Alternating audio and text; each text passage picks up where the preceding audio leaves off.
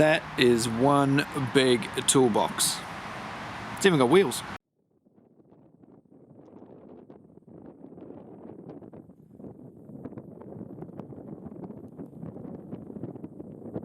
I have been wanting to review this for a long time.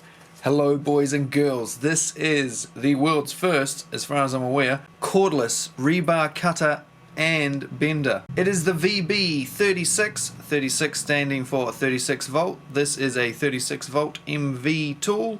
16 standing for 16 millimeter capacity of cutting rebar, DA. So that's the VB3616DA. There are other cordless rebar cutters, such as this one, but I don't think there's any that cut and bend. It's a very cool tool. It's a real cool tool. It's just really nifty. Something that's extremely useful and cool at the same time. You know, you use it and you just think, whoa, that's cool. That makes life easy. You may notice though it doesn't look brand new. That's because I didn't go and buy one of these things. And the reason I didn't go and buy one is because in this part of the world, this thing will run you between 3 to 3.5K. They're usually around 3.3. I have seen them as high as 3.5, but I have also seen them on special for 2,999 once. So yeah, so you're looking at over 3,000 New Zealand dollars for one of these. So it's not the sort of tool you would buy if you're someone like me that would use this about 3 times a year. If however you pour concrete for a living, you do driveways, you make swimming pools, you put up block walls, etc., then you're going to want one of these sort of things. If you're using rebar every day, if you're having to cut and particularly bend, cutting there's lots of options obviously, but bending, boy oh boy does this make life easy. In the UK you're looking at about £1,500. In the US you can get them for about 2.5 US. And you'll get batteries and charger for that price, so as per usual, better value in the US. If you want the kit in New Zealand, you'll get it with a charger and 2 B batteries, I do believe, the 4 amp hour ones. That'll set you back around 3.6 plus just, so you're looking at, what's that, it's going to be $4,000, over $4,000. Not a tool for the DIY home gamer type individual. This is industrial grade. Now this is the heaviest battery tool I have ever reviewed, I think. And it's amazing that something like this can run on batteries these days. The batteries pop in the back here through this little compartment. Takes the 2.5s and the 4s, or what Hikoki call the A and B batteries. Oh, and by the way, in the States it won't be Hikoki, it'll be Metabo HPT if you're not aware. As well as being able to run on the batteries, you can run this on the power pack, which we will do later in the video. It's amazing how many cuts and bends you can get on these things. I am not going to run a battery until it's flat because I've looked it up, and according to Hikoki you can get on the large battery 270 cuts and 170 on the smaller 2.5 amp hour battery. So that's a lot of cuts for a small battery. And bending's even better value. I would have thought the bending would have maybe even used more power, but apparently not.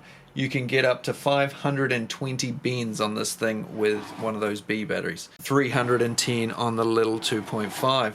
That's super impressive in my opinion. When I saw this I thought, oh yeah, this would be a good tool for the corded option, but you don't really need to. I mean, how many bends are you going to be doing in a day? More than 500? Wouldn't have thought so, eh? That's a lot of bending. And that's just one battery charge. It's not that hard to take the battery out and chuck another battery in if you want to do 1,000 bends in a day. So this tool is designed to cut 3 standard sizes of rebar, D10, 12 and 16, 10mm, 12mm, 16mm. In the States that'll be 3/8, ½ inch and 5/8, but I think you do it by a different system over there with numbers. I'm not even going to try and explain it, you guys will know what that is, work it out. So you've got a dial here with cut on it, pretty self-explanatory, put that on that. When you want to cut something, when you want to bend things, you've got a color-coded system here. White, green, and what almost basically looks like white again, but it's sort of a silvery grey colour. You set this dial to whatever you want to do. Say you want to do 90 degrees on ½ inch, so you stick it there on the green, and that allows the right pressure and everything on this part of the tool. As well as these presets, you can just do it manually by pulling the trigger. We'll get to that when you see me use it. You spin it right round here to return. You're halfway through a bend and something goes wrong, you don't like it, or you want to stop because you want it at a certain angle that wasn't programmed in here. Put it around on return, pull the trigger again, it'll go back. There's also a button that I'll show you further down for similar actions. This isn't the sort of tool you swing around one-handed and just go chop, chop, chop and carry it around cutting things on site, because it is 18.5 kgs. So it's a bit of a workout if you're going to be lugging it around too much. It's the sort of thing you just sit down in one spot, do all your cutting, do all your bending. You're not going to be moving it around too much at that weight. For cutting, you flick it over onto this side, like so. You then thread in your piece of rebar. Cutting area is just here. Pull the trigger and away it will cut. When you're using the bending function, it has this cover here which clips over the cutting area so that you don't accidentally put your finger or something in the wrong place and do yourself a bit of an injury. So you have to flick that over like that to get access to the point where you can put your steel through to bend it. When you want to bend, you flip it back up. You then shift your camera so that you can see the top of the thing, and you have a roller here. You put your steel through here, flick that over, locks off that bit like we just talked about. Steel rebar comes through here. This will then roll it around, so you've got to make sure it's sticking out far enough that you can roll it right round to the point where you want to bend it to. This is 62mm in diameter. If you want to do it bigger than that, you can do it manually, which we'll look at shortly. And they do also sell a setup for doing it at 32mm, I do believe. So 32 and 62 I think are the standard sizes. But if you need to do 80, well, you have to do that manually, which, yeah, like I say, we'll have a look at in a second. Now I'm going to try a cut vertically on the bench here just to see if I can get a good shot of it for you so you can see how this thing works. We'll zoom on into the cutting area. Now it's not very loud, but make sure you've got your bloody safety glasses on, because you don't want little shards of metal flakes flinging off into your eyeballs. Here we go. 3, 2, 1.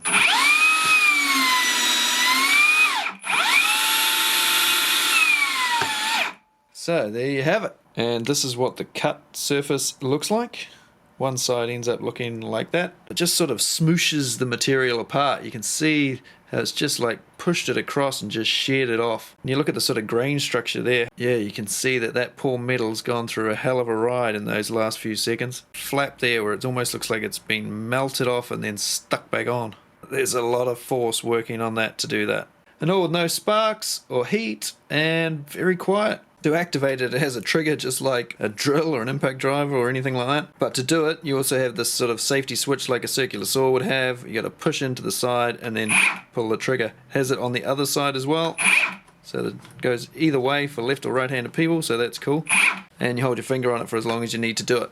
Now, while I've just been doing that, making all these noises, it has moved this roller partway around the bending area here. So your roller's not in the right place here. You need it back here to start your bend. So if it's out somewhere like that, whack this dial round onto 0, the return, and pull your trigger, and there you go, back to where you started. You can also return the bender to its starting position with the use of the manual mode button here located just below the trigger. So push that, red light comes on. We've got our bender there halfway around. Let's bring it back, pull the trigger. You can bring it back just slowly. So that brings it round just manually the way you want to do it, instead of it going in one action. But if you're using the standard presets on the tool, you shouldn't need to use the manual features. You just set it to what you want, 90 degrees, that sort of thing. And then you pull the trigger.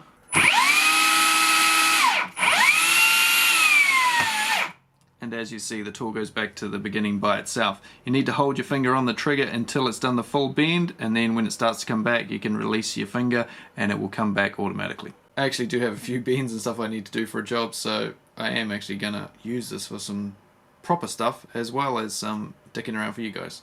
I'll do a power source test now. I don't think there's any need to do it with all the different sizes of rebar, so we'll just use some 16mm and we will cut with it with a 2.5, a 4 amp power, and the plug in the wall type power system. Now I'll put them on the screen next to each other and we'll see time wise whether it makes any difference.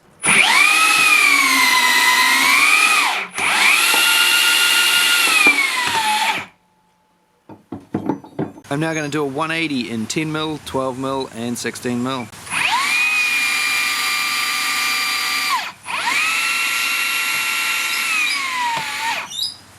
Turn the dial a little bit.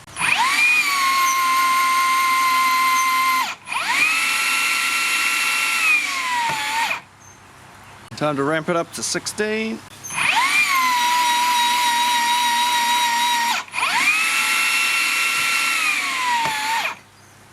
So very cool. Now you need to be aware of your surroundings when using this tool. If you've got the piece of rebar here sticking out a long way, say for instance you're doing a bend right in the middle of a full length, so you've got 3 meters sticking out here, that 3 meter length of rebar is going to whip around as this folds, so you need a 3 meter arc going all the way around this tool. You can't have anybody standing there or anything in the way, else could be trouble. Make sure you stay behind the tool.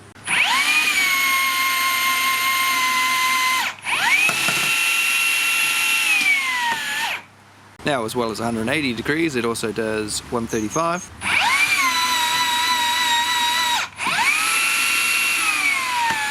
$90 degrees. And of course 45 degrees. And there you have it, a piece of garden art. If you want to do an angle that is different from the ones on the dial here, just set it past where you want to go. Chuck your bit of rebar in. Start your bend. You can stop at any point and give it just a little tweak like that.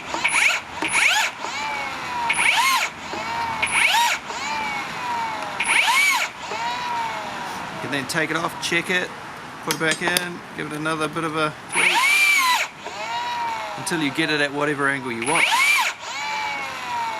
And you can use the manual override button just to get this to back off as well. Just tweak it round. So there's plenty of options for any angle you want.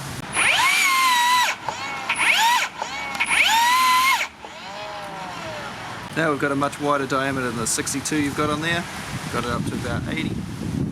Wind's picking up a bit here, hopefully you can still hear me. I've got to do a few cuts and bends here just for a small job I've got to do, and it's a bit of overkill, but it'll make this bit of concrete nice and solid. Plus I need something for another review coming up, so got to have the steel for that.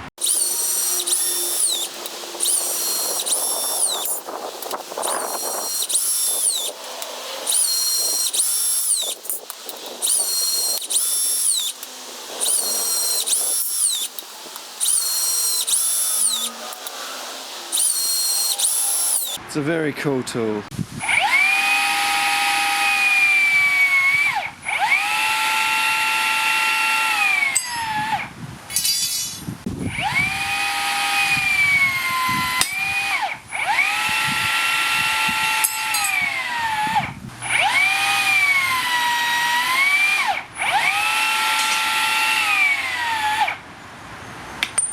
I wish I had this at my last job, because it would have been a damn sight easier than trying to bend rebar in the framing of the trailer like I always tried to do.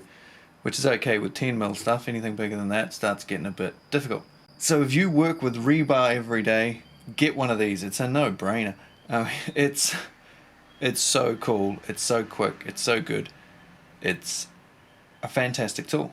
Now I didn't find much difference between a 2.5 amp hour battery and a 4 amp hour battery, or the A and B as Hikoki like to call them, or the power pack. It all does the job just fine. I'll have a look at the footage, see if there's any actual difference. It might be a fractional speed difference, but it's not going to make any difference over the course of your day anyway. I did just check this battery and it has gone down 1 bar. So I very much doubt you'd get 170 cuts out of it. In the brochure it says 170 cuts, but it doesn't tell you what diameter it's cutting, so surely you'll get more cuts out of a 10mm than a 16. It's got to put a bit more pressure in for a 16 presumably. So if you're using it all day, all the time in one place, you may want to chuck on the cord just so you never lose power halfway through a bend or anything like that and get pissed off. What else is there to say? This cover just comes off. It tells you to make sure it's on. I'm guessing that's just so that it doesn't fill up with shit, or to keep an IP rating. I'm not sure what the IP rating is on this. Apparently some guys, they'll drill a hole in this, stick a bit of wire or something on it to attach it to the handle of the tool so they never lose it. And it says you've got to put the cover on all the time. Warning, make sure the cover's on. Yet of course when you've got this adapter in there, it has a cord hanging out the back, so you can't put this on.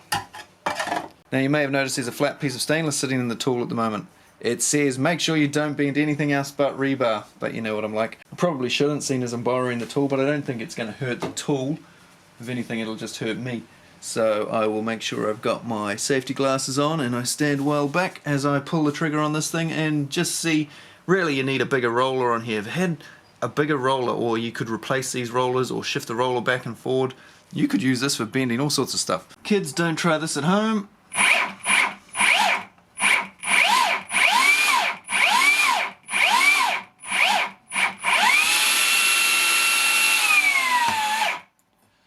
Pretty cool. Didn't get the full 180 because of the diameter of this thing. Like I say, you need to move the roller.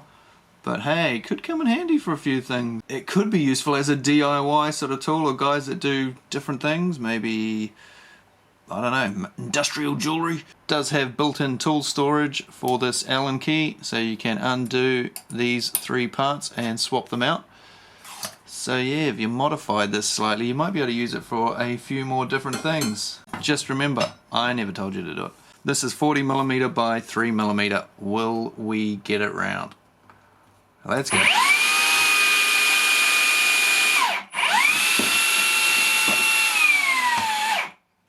Awesome.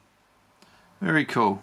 But yeah, not as exact on the bend due to it not being big enough here to hit the roller quick enough. Mod the roller, and could be handy for more than just rebar.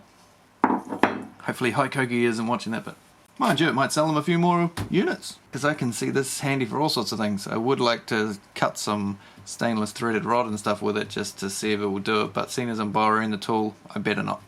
And if you did cut threaded rod, you're not really going to be able to thread anything onto it afterwards because it's going to be a bit mangled on the threads. But occasionally you need to bend it and stuff for things. You will have to replace the cutting head in here from time to time. They reckon about 8,000 cuts. There's a rubber stopper thing here which kind of grips your piece of rebar when you cut it, stops it sort of flying out, just holds it in place quite nicely. I imagine those get buggered. You might need to replace that at some point. Other than that, super cool tool. If you are doing a small concrete job and you need to do some bends and you don't want to do it manually, have a look around. You can hire these from a lot of places. I have a few more rebar related tools coming up in the future in videos. I've got them all here. It'll just be how long it takes me to get all these videos out. I'll go film another one now, but who knows what order all these videos are going to come out in. Got lots of tools sitting here ready to go at the moment. So thanks for watching another one of my videos, guys. Please consider subscribing if you haven't already. I do heaps of tool reviews on not only Hikoki, but Makita, Milwaukee, DeWalt. Down below, subscribe, like, all that stuff. Leave a comment. I think it is very cool, and it must save a shitload of time and a shitload of effort for a lot of guys. If you use rebar, go and get one. Not often I tell people to go get a tool. I leave that up to you usually, but hey, if you use rebar every day, if you're bending rebar every day, boy oh boy, this would be a lifesaver, wouldn't it? Thanks for watching, guys. See you later.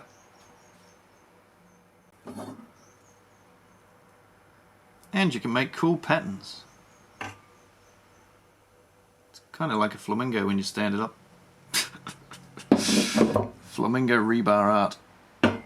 It's a side business.